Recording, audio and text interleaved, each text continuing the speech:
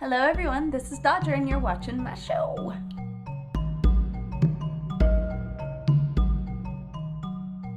Reasons I don't work at McDonald's. Their business practices are sketchy to say the least. Their food is awful for you.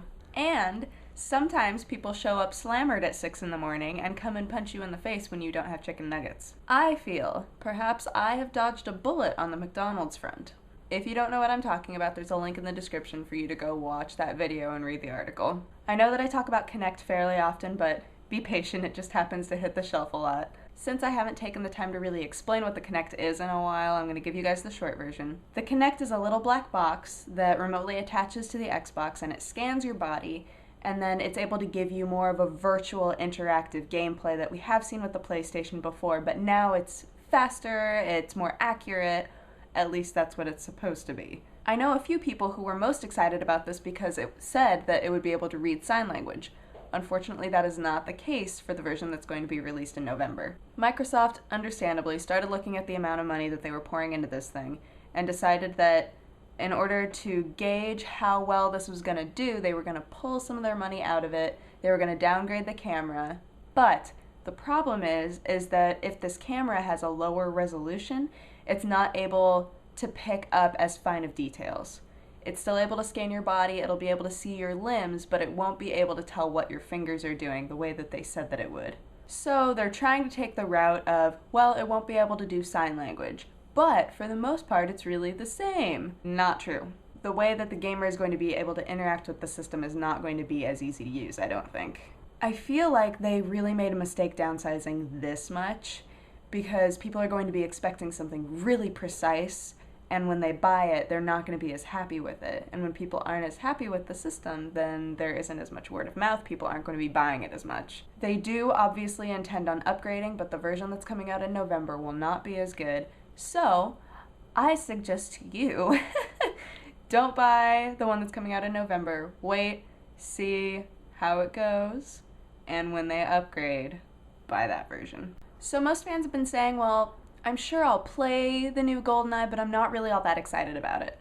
Apparently Nintendo and Activision, sat in a room together and they were like, well, GoldenEye's probably gonna be pretty big, right?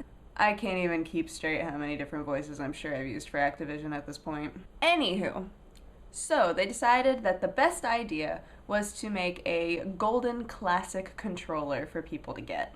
Not as intense as the Zelda Golden cartridges, which I used to love. Still pretty cool, I guess. I can get behind that. Like I said before, it's based off of a classic controller rather than making a golden Wiimote, which they thought would appeal more to the older fans. I don't know, the roundedness of the controller that they're making kind of gives it more of a funky look than a GoldenEye James Bond look. Oh, also, the game and the controller together will be $70 total. Now, I understand that video games are typically in the $40 to $50 American dollars range, but we're not sure that this game is going to do very well, and they're already asking people to pay more money for a golden controller. Oh, I even said I would get behind it back there. I need to go back in time and drag myself. I will be right back.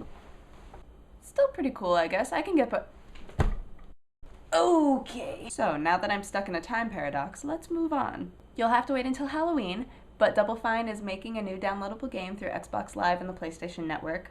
It is not Brutal Legend 2, that whole project kind of got nicked. But it is a fun game called Costume Quest. It looks like it's kind of small and quirky. It's a gender-optional game where you are on a quest on Halloween to go and find your sister and rescue her and get home before curfew.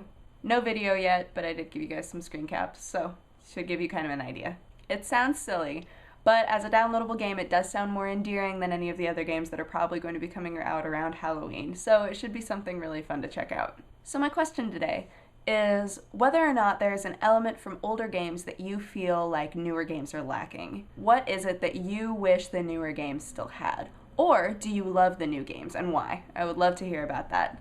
So that's what I've got for you today. Thanks so much for watching, and hopefully you guys have a great weekend. Bye-bye.